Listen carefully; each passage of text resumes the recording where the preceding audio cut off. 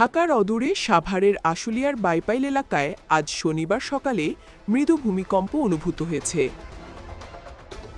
আবহাওয়া অফিস বলছে সকাল 10:36:12 ভূমিকম্পটি অনুভূত হয়েছে। আবহাওয়া অফিসের দায়িত্বরত কর্মকর্তা নিজামুদ্দিন আহমেদ জানান, রিক্টার স্কেলে এর মাত্রা 3.3, উৎপত্তিস্থল বাইপাইল। গতকাল ভূমিকম্পে নিহত 10।